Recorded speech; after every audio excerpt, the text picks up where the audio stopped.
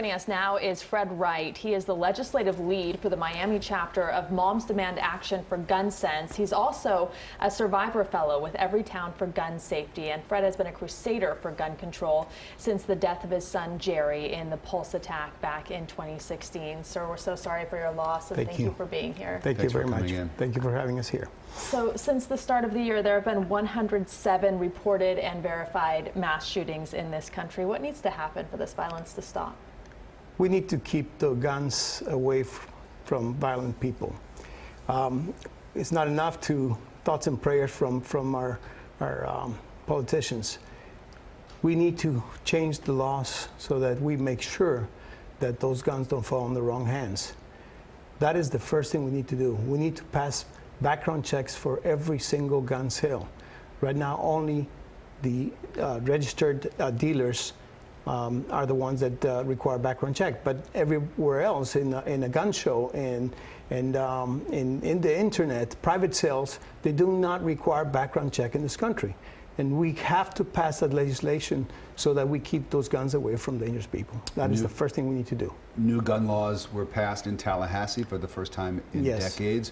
The president recently announced he's going to issue an executive order that'll ban bump stocks, which is the type of device that was used in Las Vegas. How do you rate lawmakers, both here in Florida and in Washington, on their response to these mass shootings? In Florida, we were, and I'm very thankful to the legislators for passing the Bill 7026. It was a big step forward, and it happened right after Parkland. And it was great that it did pass, but we need to do more. We need to do more.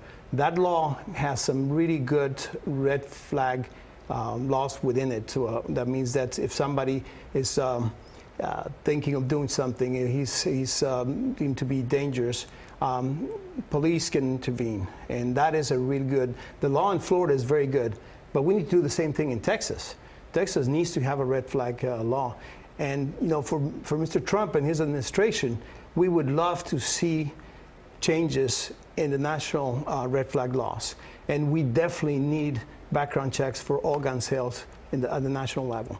That is the way we'll keep guns away from dangerous people, and that's the way that we can keep us more secure. Your son Jerry grew up here in South Florida. He did, and was working in Orlando at Disney. He was. I can relate to that. I have a daughter who grew up here and lives in Orlando. After the Pulse nightclub killing, what, 50 people died at Pulse? 49 plus shooter. There were no changes. After Parkland, the state legislature did make some changes. Did part of you feel like the victims in Pulse were sort of forgotten?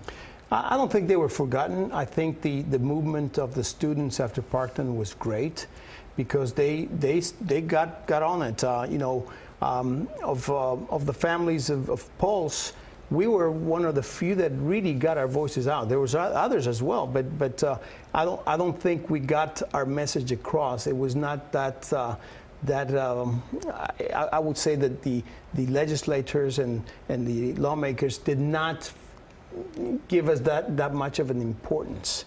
Now, after Parkland, with the students and their voices, and they got so active, people started listening, and that was great for the movement.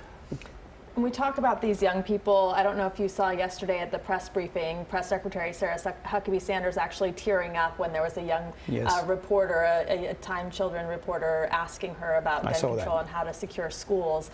And then we're also talking about the Parkland students. Are these the new voices of change? Are these going to be the messengers of change, these young people?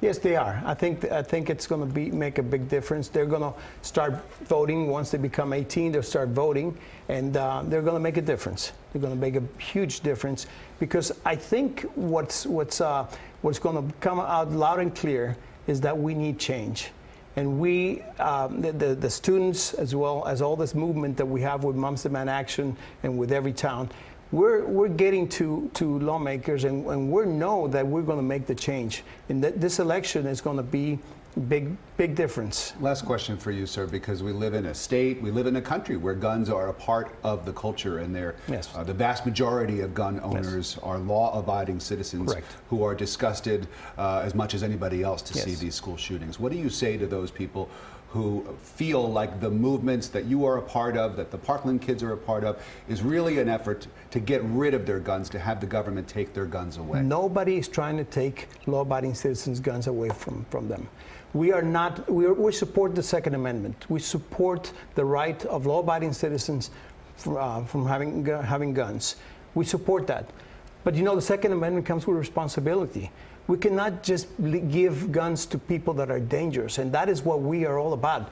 We want to reduce gun violence. We are about gun violence prevention, okay? And so it's for law-abiding citizens, they should be able to buy guns. That is not the problem here.